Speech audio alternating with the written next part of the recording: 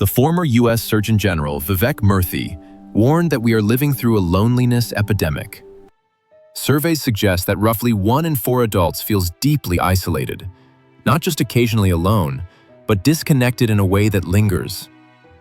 But that statistic doesn't tell the whole story, because there's another group of people who look isolated from the outside and feel completely calm on the inside. They didn't drift away by accident. They didn't get forgotten. They chose distance. They saw the name flash across their phone screen and decided not to answer. They stopped explaining themselves. They stopped volunteering to fix what they didn't break. And strangely, life didn't collapse. It got quieter, more spacious, more peaceful. So what actually happens psychologically when someone cuts everyone off? And why does it sometimes feel like relief instead of loss? You weren't always this way. Most people who become selective with access were once the opposite. You might have been the dependable one, the mediator, the emotional support system disguised as a friend. You answered late-night calls. You absorbed other people's chaos.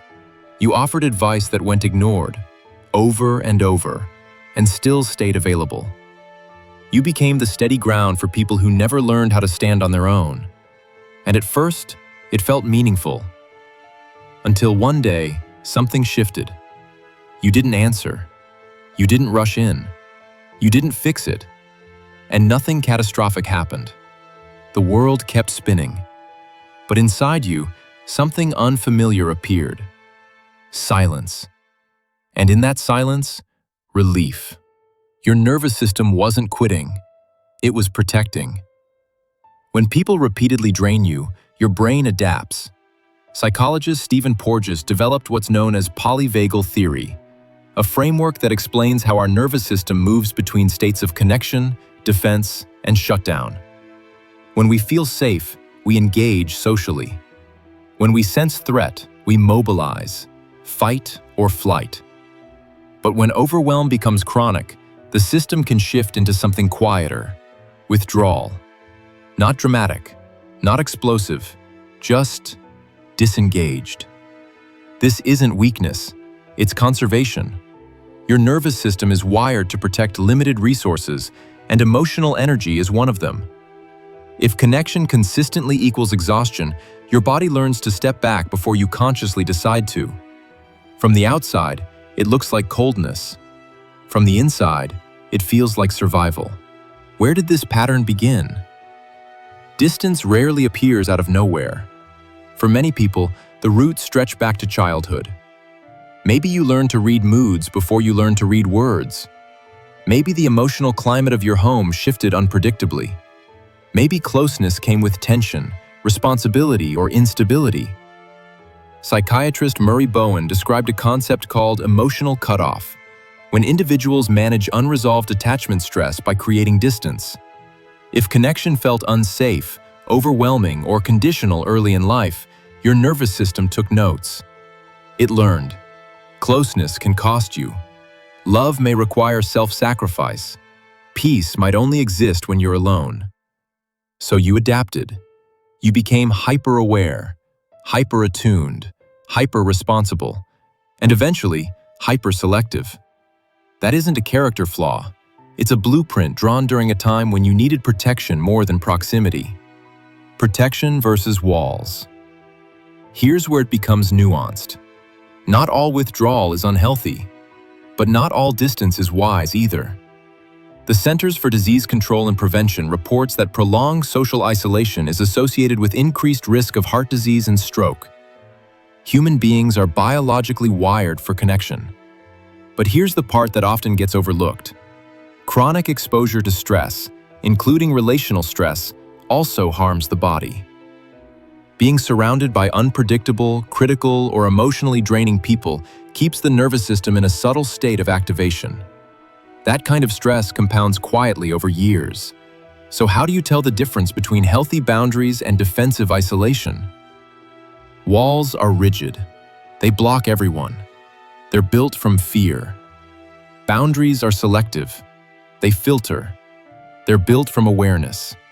If cutting someone off brought clarity and calm, that's information. If it brought numbness and bitterness, that's different information.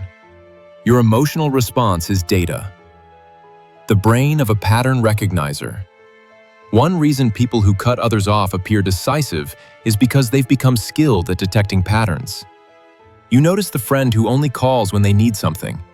You recognize compliments that come with strings attached. You see love that arrives intensely and disappears just as quickly. Research published in Nature Neuroscience suggests that early emotional stress can heighten activity in the brain's threat detection systems. In simple terms, some people become exceptionally good at reading subtle social cues. Another line of research from the University of Iowa has explored how the frontal lobe, responsible for complex decision-making, works actively during nuanced social judgments. Translation? You're not overreacting. You're processing. When someone repeatedly crosses small boundaries, your brain logs the data long before you consciously decide to act.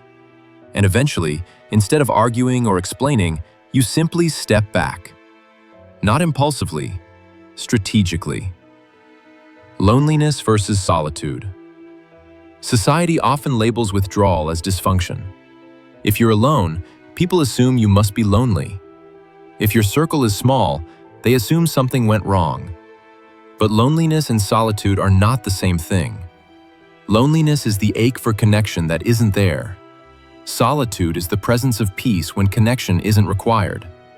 One feels empty, the other feels spacious. When your phone is quiet and you feel calm instead of anxious, that's not deprivation, that's alignment. You're no longer chasing noise to drown out discomfort. You're comfortable sitting with yourself. That kind of comfort doesn't come from avoidance, it comes from integration. Why some people misunderstand you. People who rely on constant interaction often interpret your distance as rejection. They may say, "You've changed, you're distant, you're too guarded." But sometimes what changed isn't your capacity for love, it's your tolerance for imbalance. When you stop overfunctioning in relationships, the dynamic shifts. And not everyone benefits from that shift. Some people only felt close to you when you were overextending. When you recalibrated, they interpreted it as loss. But growth often feels like loss to those who were comfortable with the previous version of you. The quiet strength of selectivity. Cutting everyone off indiscriminately can be avoidance. But becoming intentional about access? That's maturity. It means you recognize that energy is finite, that attention is currency, that proximity is privilege. The long-running Harvard study of adult development, conducted at Harvard University, found that the quality of relationships, not the quantity, is what most strongly predicts well-being over time. Not popularity, not constant contact, depth, safety, mutual respect. If your circle is smaller but calmer, that's not failure, that's refinement. When cutting off becomes avoidance. There is, however, an important reflection point. Ask yourself gently, am I protecting my peace? Or am I avoiding vulnerability? Have I removed chaos? Or have I removed intimacy? Protection feels steady. Avoidance feels tense. Protection allows space for healthy connection when it appears. Avoidance assumes all connection is dangerous. The difference isn't about how many people are in your life, it's about whether your heart is open to the right ones. You're not cold, you're calibrated. People who cut others off are often deeply feeling individuals. You didn't distance because you lack empathy. You distanced because you had too much of it. You gave until your internal reserves signaled depletion. And instead of becoming resentful, you recalibrated. That takes awareness. That takes courage. That takes self-respect. The ability to walk away from dynamics that no longer align with your nervous system is not cruelty. It's discernment. Where you go from here. This isn't about living in isolation forever. It's about redefining access. You don't need dozens of voices in your life. You need a few who respect your boundaries, match your effort.